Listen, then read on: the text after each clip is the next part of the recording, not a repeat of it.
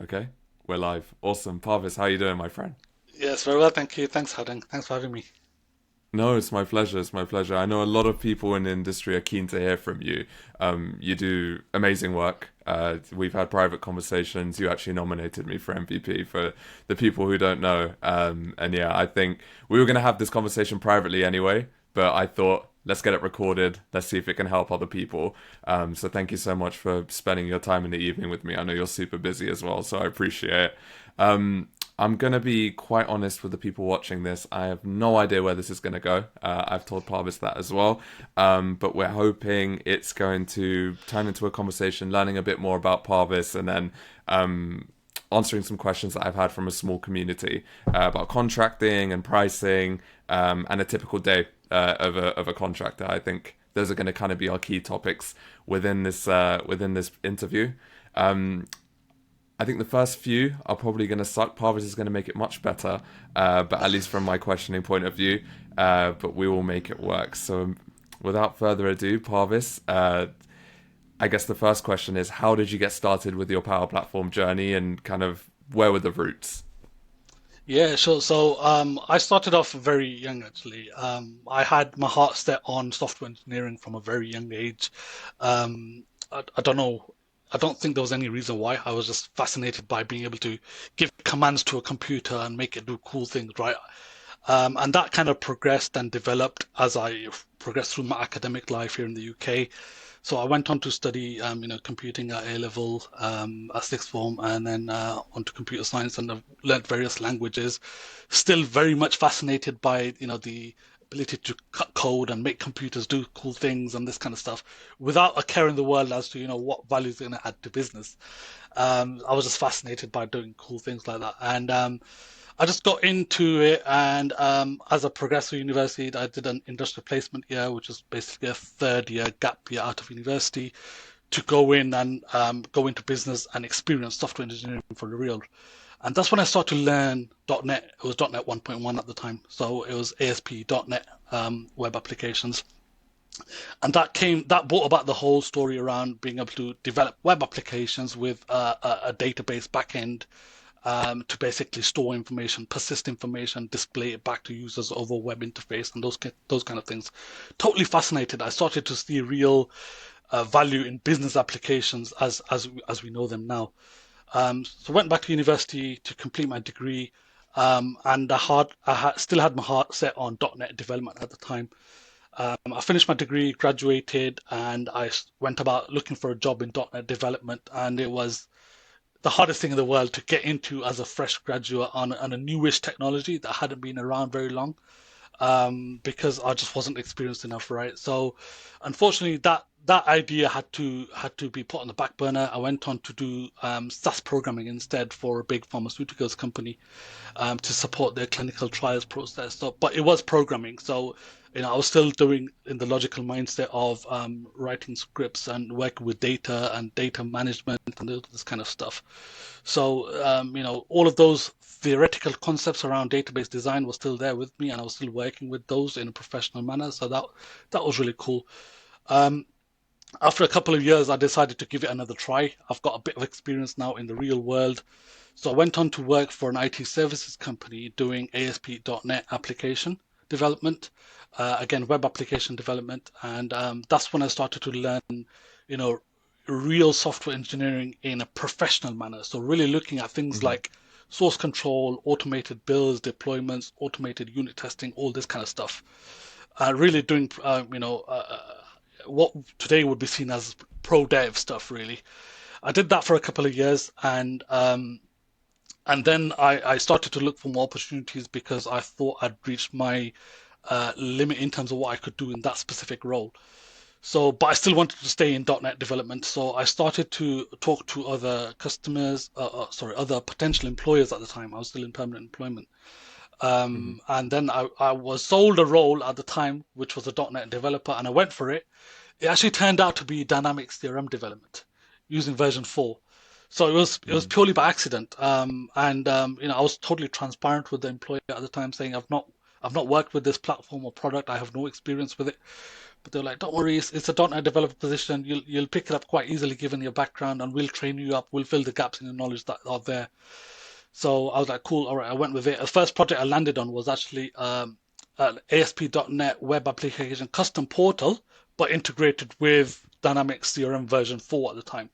So Mm-hmm. it utilized my experience in .NET development, but obviously the integration aspects and working with Dynamics really kind of came into their whole at the time.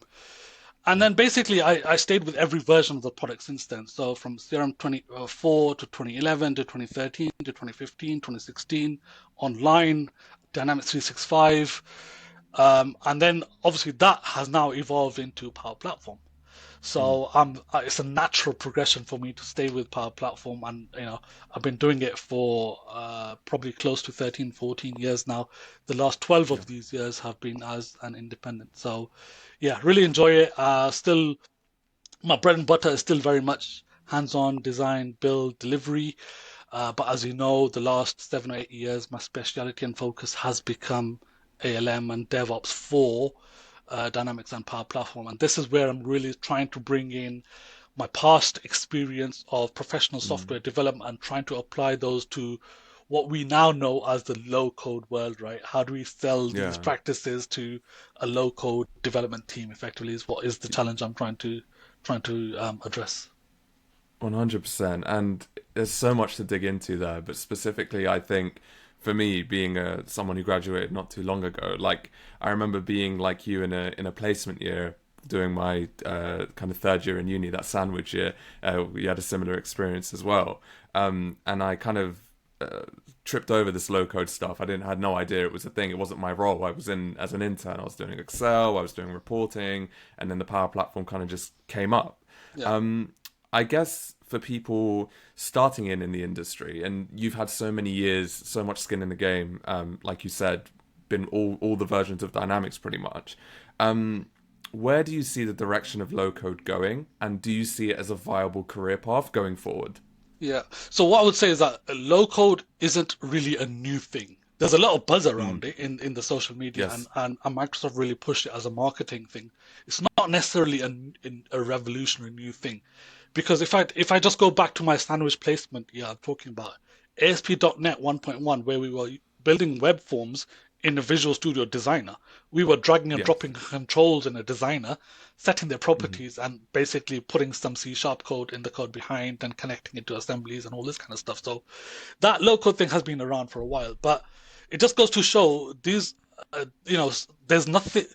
Some of these ideas are sometimes just rebranded over a period of time, and they don't just kind of spring out of nowhere, right? Everything is evolving.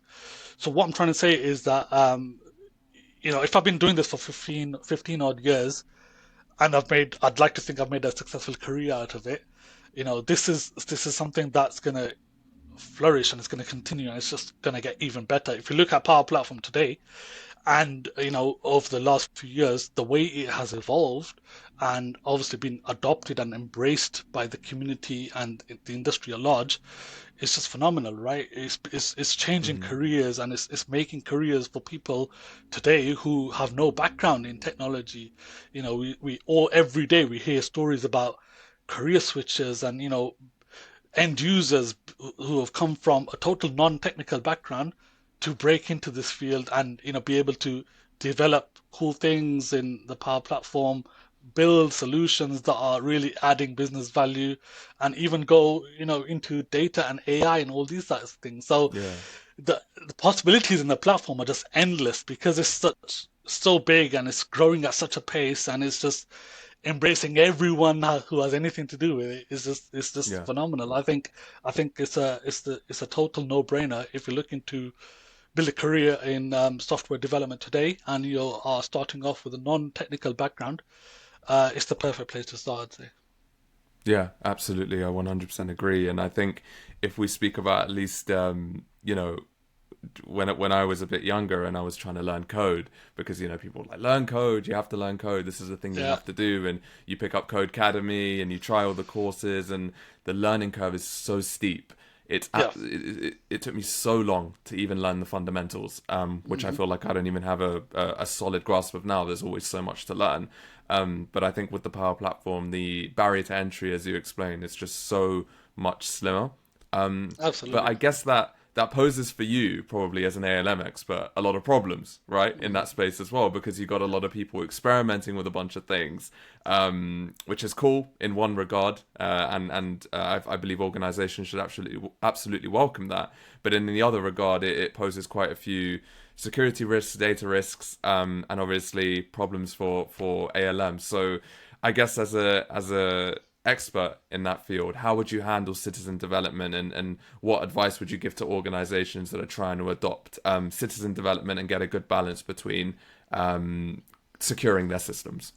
Yeah, I mean that's an interesting challenge because this creeps in slightly into governance, which is not really my area. But Right. if I was to talk about this particular point, I think it really comes down to education and sharing knowledge, Mm, right?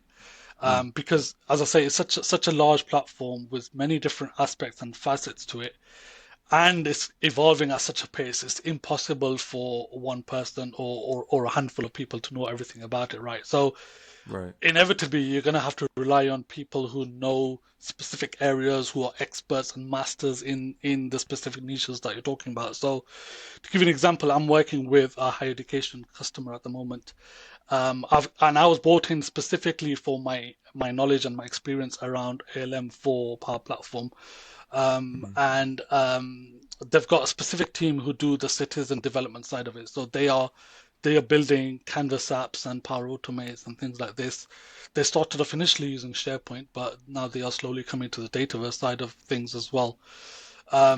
And they were very passionate about wanting to implement best practices and make sure that the stuff that they build is of quality and it's going to work reliably in an enterprise grade manner. So the the thing that was at the forefront of their mind is that they wanted to productionize this thing and make sure that they can churn out quality solutions, even though it's a low code tool, right?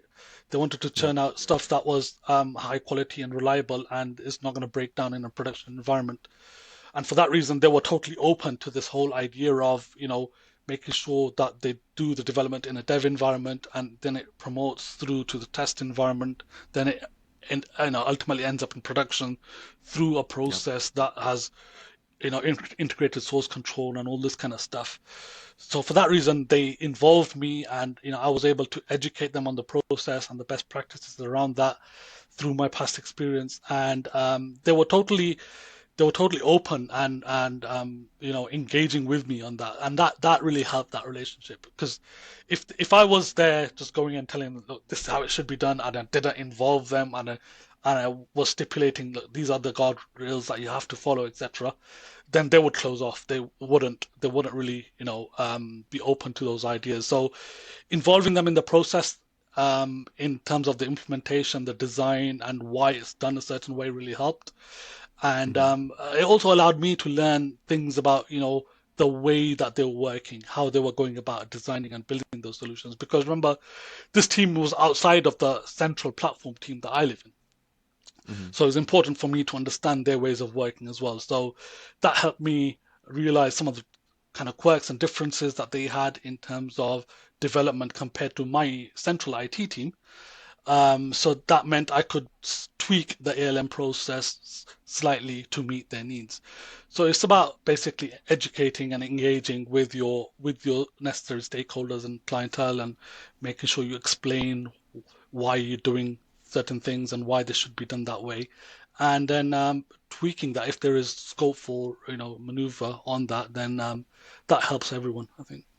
Yeah, yeah, absolutely. And I think a good bridge into what you just discussed, a true professional as always, and super likable. I think as the people listening can probably tell.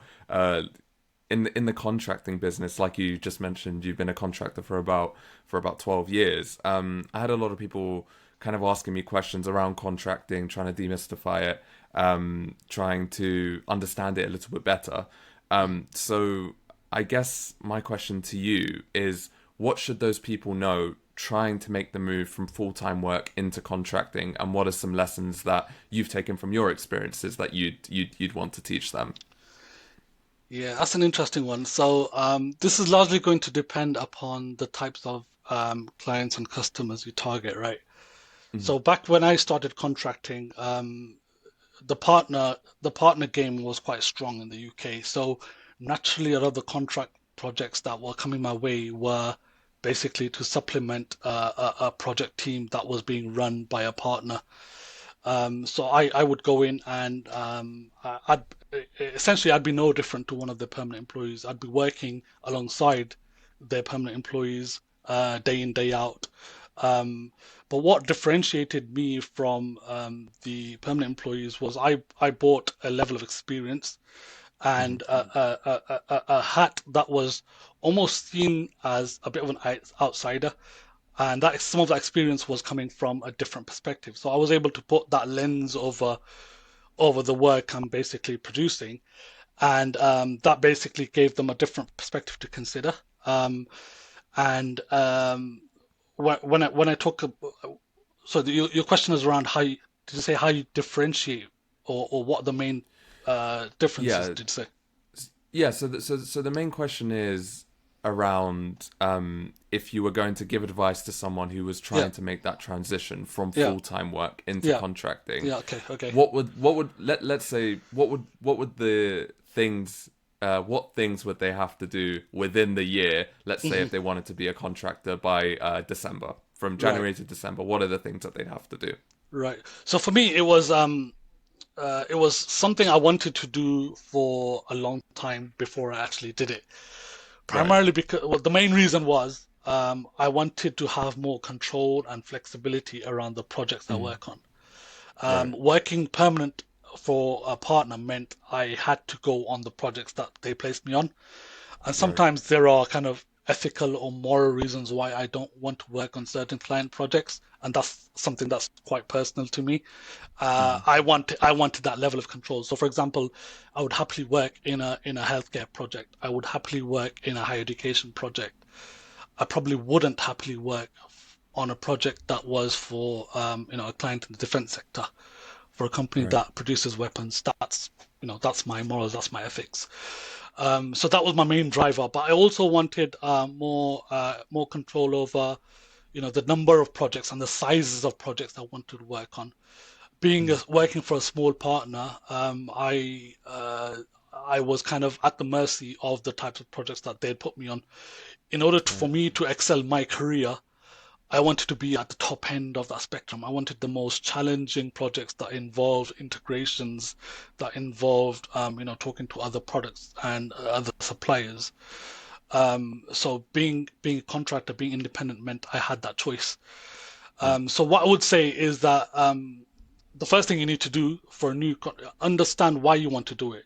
Make sure you've got those intentions clear in your head. And then what also helped in my scenario was being able to um, have a specialism. So if you go out there and say you're a generalist Power Platform developer, the chances are you're gonna have a lot of competition to face. You're gonna Mm, struggle to differentiate yourself from amongst your competition, and you won't be able to attract the best projects, the best rates, as an example. So, whilst before you head into that space, I'd say make sure you've set up a decent amount of experience that help you differentiate you from your competitors. Then obviously mm, there's all the additional aspects that you need to account for, right? You need to appoint your accountant, you need to set up, what's the business model, how you're going to engage. Is it going to be a limited company? Is it going to be an umbrella company? Talking specifically in the UK market, how are you going to go about getting your customers, your projects? Is it going to be truly freelance, or is it going to be, are you going to rely on recruiters, all this kind of stuff? And mm, then something that I don't do much of, I probably perhaps should do if I'm looking to scale up now, is marketing yourself. yeah.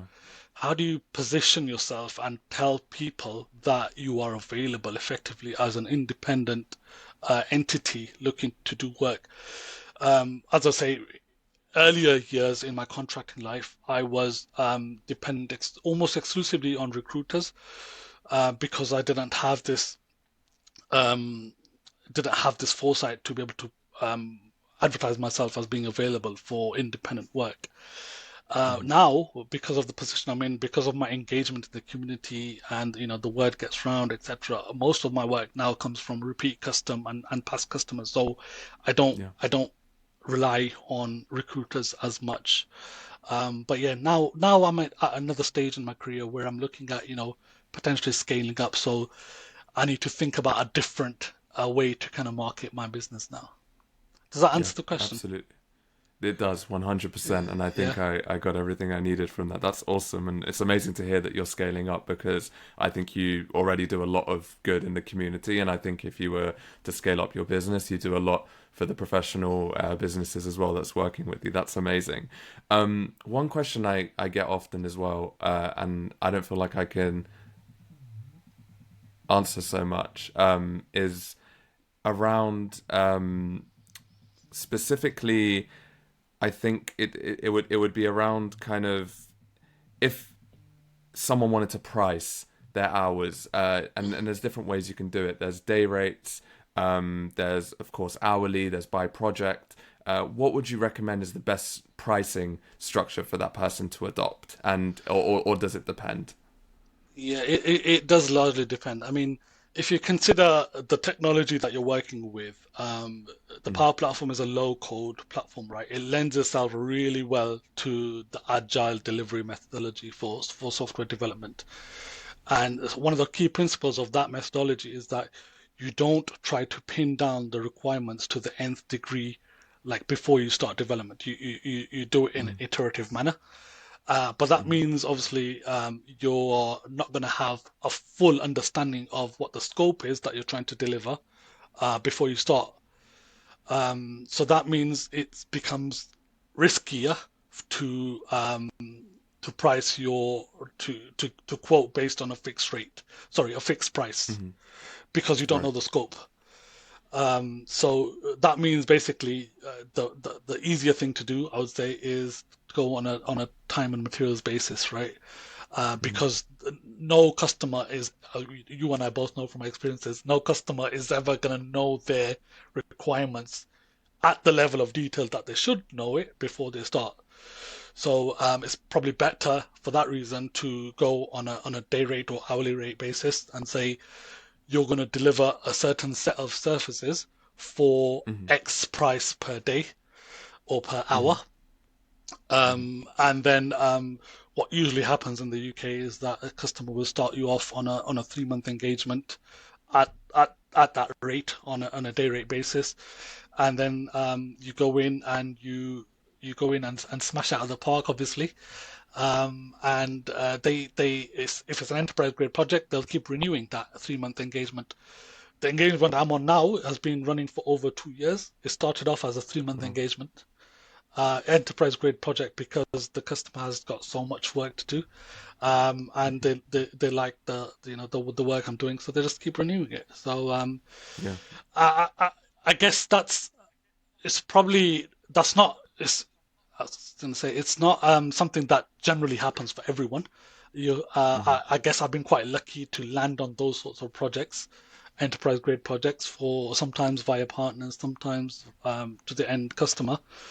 Um, but I think because of the nature of the work we do, um, it's a mistake to offer fixed price consultancy.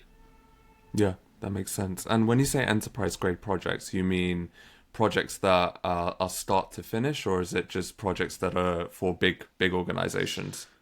Either it could be so sometimes I join mid project, sometimes I join Hmm. at a team at day zero where they've not actually Right. started with anything yet. When I say enterprise, I'm talking about large scale stuff. So they're replacing legacy systems which are, say, for example, 15, 20 years old. They've got Mm. integrations to various third parties or existing systems that they want to retain. There's lots to Hmm. consider in terms of data migration, testing, and all this kind of stuff, and they want to do it in a professional manner. So all of those things kind of combine into what I call an enterprise grade project. So it's purely about the scale and size of the thing. And sometimes I'm Yeah. working with 10, 15, 20 other members in the team. So making sure all of those things are ticking over together nicely as well. Yeah, absolutely. That's amazing. And I guess in terms of people pricing their services, I get this question a lot. How much should I be asking for? What's too low? What's too high? I think people nowadays are a little bit afraid of asking for too much and then losing the opportunity and it falling out of their hand. So I guess what kind of advice would you give when it comes to negotiating your rates, and what would you say is kind of a ballpark number that people should aim for? Let's say someone has between 3 to 5 years of experience, Power Platform in general. What's kind of a ballpark number that they should be looking at, let's say for a day rate? Okay, so there's different things you need to consider here. The number one is I think you alluded to already is the level of experience that you're offering in terms of Hmm. value and skills and the number of years experience and the kind of types of project that you've worked with as well. So that's number one. The second is, are you pitching to a partner or an end customer? Their rates of, differ quite widely, so you need to consider that as well. Generally, a partner will have a higher margin, so they'll be able to offer you a higher rate potentially. Hmm. But obviously, that comes with pros and cons as well compared to an end user. And the third is obviously market rates. So do your research around what the market rates are, to make sure that you don't undersell yourself. So I don't know if you're aware, IT Job Watch is generally a good indicator of rates. Yeah. These days, obviously, ChatGPT as well is. I've done some prompting in there as well, and it gives some, shall we say, reasonable answers.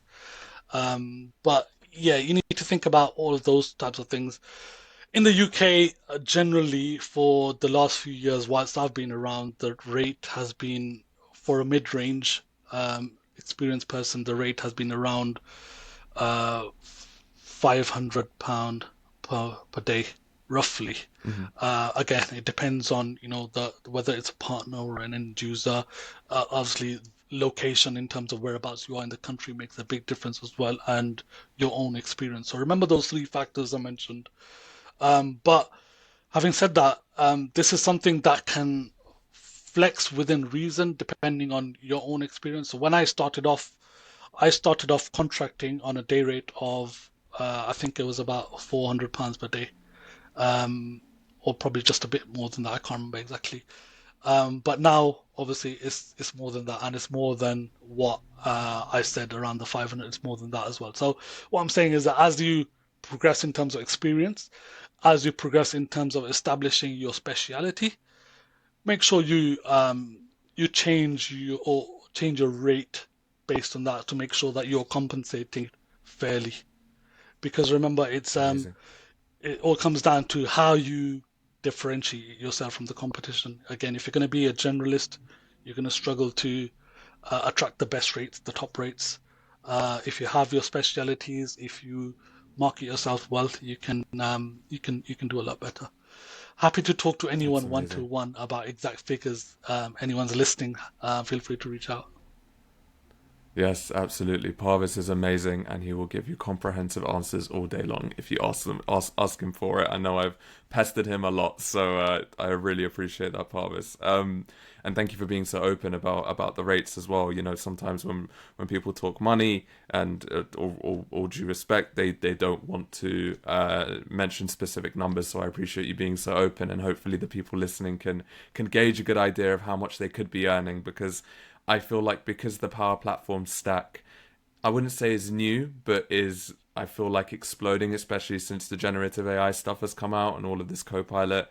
A lot of people are landing jobs, and a lot of people are being underpaid, from the conversations I've had as well. So I think that would be really, really helpful for them. Just to something to pick on what you said. You mentioned there's pros and cons of working for an end user and a partner. So you've had experiences in both. Like you said, an experience currently in a higher education sector, and then of course you started off with those partner experiences. So what are kind of those differences that people should look out for? And I guess, which one do you prefer, if you had to give a personal opinion as well? Yeah, so that's a really difficult one actually. So working for a partner, obviously you have a stronger support network around you. A partner is established in Right. terms of, their industry sectors, their verticals, perhaps even IP that they've built over a period of time. And they've got a team around you Mm. who you can lean on for support. And those things are helpful, especially on a larger enterprise grade project. Being able to bounce ideas off your colleagues as if they were your, Yeah. your permanent full time colleagues is very, very beneficial. But sometimes that can, if you're working, if you're contracting for a partner, sometimes it can feel like you have less control because the partner has the existing ways of working which are quite established, and essentially that's what the end customer has signed up for. So you have to kind of fit that mold, if that makes sense, and you have to kind of toe that line a bit. You're less control that Mm. way. um, on the flip side, an end user, if it's a smallish team, you can struggle to have that support network around you, and then that those scenarios, obviously you can lean on community and your wider network around you to support with that potentially. But what I'm finding now is that this higher education sector is an end user who I've built a very strong relationship with at the moment, and they are I'm able to kind of influence some of their decision making in terms of the choices that they make in terms of the design and the delivery methods and stuff like that, around the whole development process as an example. So I've got that level of influence now, but that's not just because they are an end user. It's more because of my level of experience and the quality I've brought to them, the business value I'm adding, and it's allowed me to kind of shape the delivery in that way for that reason. Um, but I guess I guess those would be the main differences in working for an end user versus a partner. Yeah, absolutely. And I guess on experience. So I feel like a lot of people struggle with a lot of things, including myself, to make the jump. Whether it's something like going to the gym, whether it's learning a new skill, whether it's New Year's resolutions, that initial jump is so difficult. So is someone ever going to feel ready to jump into contracting, or are you never going to feel quite ready? You just have to kind of do it. Human No. nature, you're never going to feel ready. I was the same. I was when I started off, even before I started off, as I say, I was very, very apprehensive about it. That mindset of, what if I end up without work? What if one contract finishes Mm, and I have a gap of X months without work? How am I going to bring food on the mm, table for my family? All of those mm, risks, they're always going to be there. So the way it happened for me, it was totally by accident. It fell into my lap. I was working for a partner and I was on a particular client's project for about a year and a half. All of a sudden, the partner went into administration and the customer didn't have anyone to fall back on except for the people mm. that were placed on that project. So they offered to keep those people on as contractors, and then luckily I was one of them. So I basically Oh, rolled off from permanent employment with that partner overnight into contractor to that end client. So I was very lucky in the way it happened to interesting. me. If that hadn't happened, I probably still would have been in permanent employment today. But luckily it just Interesting. happened, and I've not looked back. I've gone from one contract to another to the next, and kept going for 12 years. Even now, I love I that. look back at the experience now and think it's the same thing I'm going now as I think about scaling up my own business. It's my mental blockers I'm putting on myself, which have been holding me back Mm, for a few years, because a lot of people tell me this is something I should have done years ago. But mm. I've just found excuses and reasons not to. So ultimately, it's about, building that confidence and to just bite the bullet and go for it. Easier said than done. But for me, Yeah, it yeah. was more luck than actually intentional execution. Yeah, absolutely, absolutely. And if you guys don't see Parvis scaling up his business this year, you can pest him about that too, and I'm sure he'd appreciate it. But I'm Please do, 100% please do. confident that you. That's awesome. Amazing. I mean, I guess on entrepreneurship and on scaling, like what are some thoughts that go through your mind in terms of things you have to think about and questions you have for yourself and it's a difficult jump, isn't it? Because contracting, you're still kind of you're working for yourself, but it's a case of it's kind of that niche in between full time and full scale self employment in the sense of having a business with people working for you effectively. So what are some questions that you've been asking yourself around that? And I guess what thoughts have been going through your mind around scaling? Yeah, it's a tough one. Again, I've been thinking about it for a long time, and I've been talking to Yeah. quite a few people around their advice and suggestions around this as well. So Hmm. I guess the being a delivery person, that's what my background is.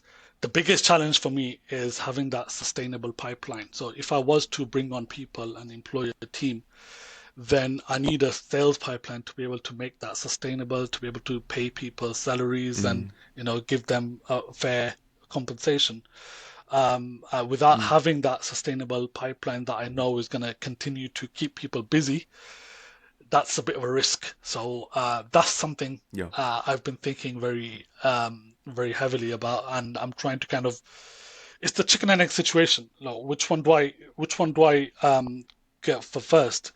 In order to convince clients and customers that I've got the capacity to be able to deliver for them, I need to have a team behind me, a team around me, whilst at the same time, in order to be able to have a team who I can pay a good salary to and keep them and retain them, train them up and nurture them, I need to have, projects that are going to be generating enough revenue for me. So that's the biggest challenge I have. The other one is around, Mm. um, if I'm running the business and I'm running the company, then obviously that takes my time away from the actual execution of that delivery for my customers. So that means I need to Right. be able to learn to let go, learn to delegate a bit, and this is something I've personally struggled with for quite a while because of the control freak that I am. Yeah. It's been a bit of a challenge. So that's another thing I'm thinking of as well. And then obviously about finding multiple different revenue streams, right? So obviously the actual consultancy and delivery is the bread and butter, but how do I scale that up to Mm. in a way that means it's not that's not the only thing I'm reliant upon. I've got other things going, whether that's product based, building products on the platform and being able to license and sell those on a subscription based model, all these types of things I'm looking at. And then obviously establishing wider partnerships, not just with Microsoft, but potentially other partners, growing it like that. All of these things I'm thinking about. Sorry, that's a bit of a brain dump. Hopefully that answers your Yeah. question. No, no, no, please. No, no, no, no, no. Brain dump away. That's really what I was looking for because it's such an interesting conversation and I feel like everyone has their own take on what they need to address and what they need to learn. So that's amazing. Um, I guess I guess going into a typical day. So as a contractor, I feel like there's a lot of false beliefs around what a contractor's day looks like. So I guess what does a typical day for you look like, Parvis? Like when you wake up, what's kind of the first thing you do, and then all the way up until when you're laying in bed reading your book. Yeah, what I'll say is that being from the consultancy and delivery background, even before I became a contractor, I would 100% say the day is no different to what a permanent employee does. Whether you're Mm. permanent employment or a contractor, if you're a delivery person, your day pretty much looks the same. So when I wake up, obviously, when I log in, I check for any urgent Teams messages and emails that I need to address urgently. Normally there aren't any, so Mm-hmm. that's all good. Then we generally go into a series of Nice. daily stand-ups because we are delivering in an agile manner. So that means I'm part of multiple teams. So I'm attending stand-ups where we talk about, what the things I'm going to work on today, what did I work on the previous working day, if I have any blockers and issues or impediments that I need to discuss with the wider team or dependencies. And we just go around the table discussing those and make sure that everyone's blockers are resolved and they are able to work productively throughout the day. Once that's done, as a DevOps person, what I would then go in and do is make sure that all of the pipelines or GitHub Action workflows are in a green status. They're all working correctly. All of the automated processes are in place, and people are happily working with those because I support those processes as well. So if there's any questions around that, then I spend some time addressing those questions. Sometimes a Mhm. deployment fails, as an example, and I need to do some manual intervention to resolve those things. And then I'm into, looking at what my sprint has been allocated to me, whether that means doing some design work, working with some other members of the team to support them with their development work, looking at architectural best practices, making sure that they're designing their solutions in the most in the best possible way. Sometimes that Mhm. means doing some of the build work myself. So, particularly around the more advanced kind of pro code type of stuff, I would spend some time, building plugins and writing unit tests for those, and making sure I follow the process to get those implemented into the build in a way that someone else can pick it up. And it varies from project to project. For example, if it's a system that's already live, my day could be spent sometimes addressing or trying to troubleshoot issues that have been reported in the production environment. And that obviously takes priority over everything else. So that can, depending on the complexity of Yeah. the issue, that can consume a whole day sometimes. It's just one of those things. So it's very, very fluid. It varies depending on the phase of the project, depending on the type of the customer, depending on the kind of skills and capabilities of the team around me as well. It can vary. Yeah. Awesome. And it seems like there's a lot there that you have to take in a day. So I guess my follow-up question to that would be, how do you keep yourself current? Because things change so often within the space, and I think people are really scared of falling behind in any field. So especially in tech. So how do you stay current? I see you at quite a few events, and you attend a lot of those workshops as well, and kind of network with the community. So how do you kind of get yourself involved and stay as current as possible with the technology in front of you?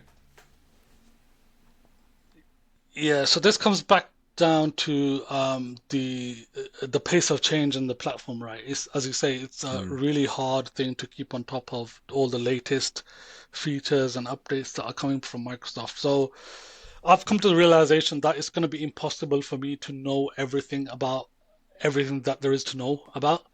So I Sure. try to focus on the things that are of importance to me in not just for my current customer, but what in the areas that interest me as well around the whole ALM and DevOps side of it. And I try to focus my attention in those areas. And because those are the areas I prioritize and those are the areas I enjoy and those are the areas that I want to continue to um, brand myself within. But yeah, the community is a big part of being able to keep up to date as well. Not just in terms of the kind of sessions and presentations that people present, but also those side conversations that networks, between sessions, being able to talk to other people in the community that you're connected to, understand the projects that they're involved in, the type of customers that they're working with, any technical issues they are having, and being able to collaboratively address those issues and engage with Microsoft if needed. So yeah, I do try to go to as many user group and conference events as possible. Obviously, it requires a bit of discipline and balance. I think last year I kind of overdid it a bit. So this year I'm Mm. intentionally planning to scale it back. I've got my eyes set on, the ones I definitely want to go to, but I definitely won't be saying yes to everything. Yeah, yeah, definitely. And how much is too much? I guess Parvis is a curiosity from me because I've wanted to scale up on the events I go to, but I'm scared like you of overdoing it. So how much is too much in your opinion? I think again it varies depending on what other commitments you have.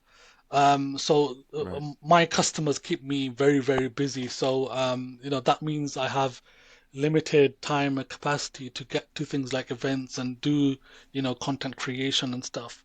But Hmm.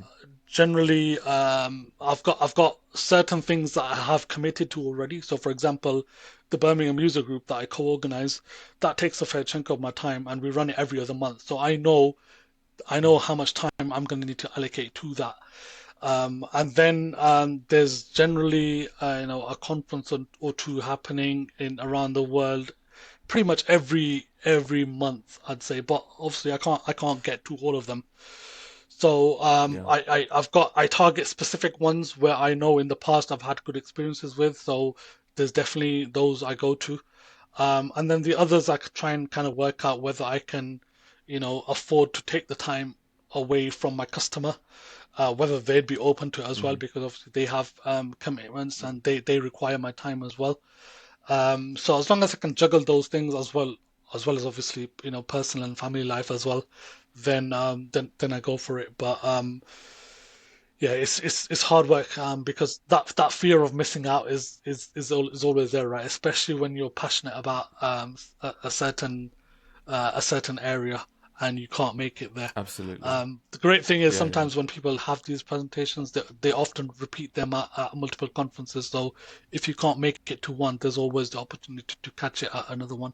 And more and more Yeah. these days, there's more virtual conferences happening as well. So you try and catch those, and that reduces the kind of overheads around costs and Yeah. travel and those types of things as well. So yeah, Absolutely. there's ways to find a balance and achieve those things. Yeah. Definitely. Um, I guess, Parvis, I've always been curious about personal branding as well, since we're speaking about conferences. So you have a quite substantial LinkedIn following, I'd like to say, especially in the community space, around almost 20,000.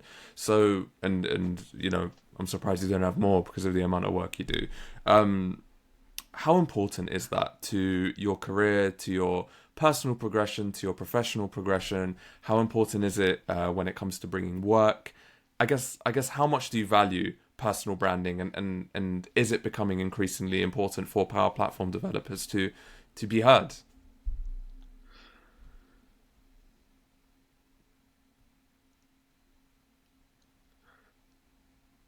Sorry, you broke up there slightly. So you're asking about the following, and the importance of growing a following in social media, right? Exactly. And how important is it to be heard Yeah, within the Power Platform space? yeah. So again, it depends largely on what you're trying to achieve, what you're trying to do. Some people love the idea of being in the public scene and having that attention, having a large following, for various reasons.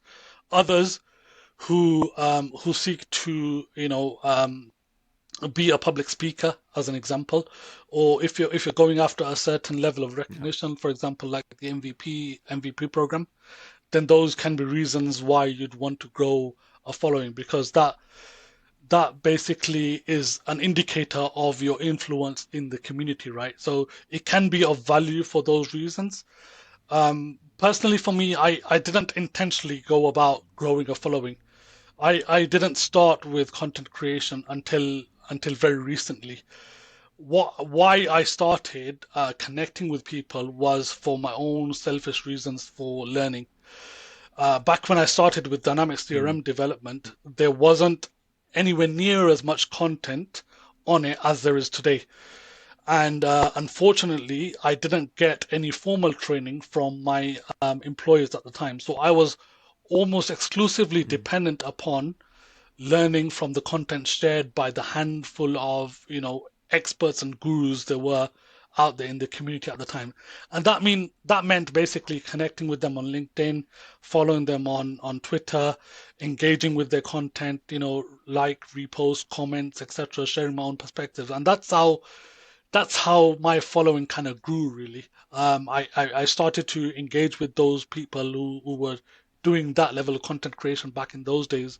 And then as my confidence grew, I started to engage more actively. So I started to attend user groups and conferences and those sorts of things. Um, and then even then, I wasn't producing my own content. I was just attending just for learning purposes and to meet and get to know people. And then as it happened, I ran into, I bumped into Scott Duro at one of these at these user groups in the UK. This was very early on when I started contracting initially, and I think I've spoken about this story in the past. And just being able to meet him there led to an opportunity to ultimately be able to work with him day in, day out. And you can imagine the type of opportunity that was. I'm the most amazing, the most humble person I've probably ever met. To be able to work with him and learn from him day in, day out was just something out of this world. And through experiences like this, I just learned to value these things, right? To connect with people, and just so I can increase my own learning. And that was my initial reasons for doing it. But now, obviously, that has developed more into LinkedIn, as an example, has developed more for me into a business tool. I use it as a way to kind of engage Mm. with customers and find new customers and opportunities and understand what other projects that are going on there, and understand the technical challenges that people are having in the space of ALM and DevOps, as an example, so I can help them with those challenges. And that's what this tool has Yeah. now become for me. So I don't intentionally go about growing a following. It's just something that's happened almost as a byproduct of the stuff I do. Yeah, absolutely. And if there's any better person to look at, please tell me. But Parvis is paramount for give, and give some more. And I think that just shows in the link an unintentional growth of his LinkedIn following. So please keep doing that if anyone's listening. That is absolutely amazing. And I think when it comes to business, it's very important as well, which is why I bring it up, because when it comes to the contracting side of things, I feel like a strong following and people knowing who you are leads and people to work with will come banging down your door and literally lining up to work with you. And I'm not sure, but I'm sure that's the case with you, Farvis, which is incredible. I guess. Also, I did want to say, Parvis is an incredible speaker. So speaking on these user groups as well, if you ever do see him listed as one of the speakers, I don't care who else is performing at his time, you have to be at his session Thank you. because you will get serious FOMO for missing it. Uh, Thanks, so thanks, so Howdang. yeah, I did want to say that as well. I knew no, Thanks. I've still got a lot to learn. please, I've only just started public speaking recently, so I think there's still room for improvement there. yeah. So no, but I appreciate the kind words. Thank you. No, you crushed it, man. You crushed it. And yeah, I think with that, we're wrapping up to about an hour now, which has been absolutely amazing, Parvis. Thank you so much for your time. Please roll out the red carpet for yourself. Tell the people how they can find you. Let them know what you're up to. The floor is yours. Yeah, thanks. So, yeah, my home is LinkedIn. Message me on LinkedIn. Feel free to connect, follow me, etc. Twitter X, I don't use that much these days, but I'm still on there. And the what's the new one that started? Blue Sky or something? I don't even know what it's called. I'm not very Yeah, Blue active on there Sky. yet. Yeah. Yeah, yeah. So yeah, those are my homes. But other than that, you'll bump into me at user groups and conferences. Don't be shy. Say hello. Let me know if there's anything I can help with. I'm trying to become a little bit more active with my blogging, but it's about finding the right balance and time right. So I've really struggled to find my cadence on that, but yeah, it's hopefully get back into it soon. But yeah, reach out, ask me questions. I'm very happy to help. Amazing. Thank you so much for your time, Parvis. Appreciate it. No problem. Thanks for having me, Adam. Take it easy. See you. Bye bye. Cheers. Cheers. Bye.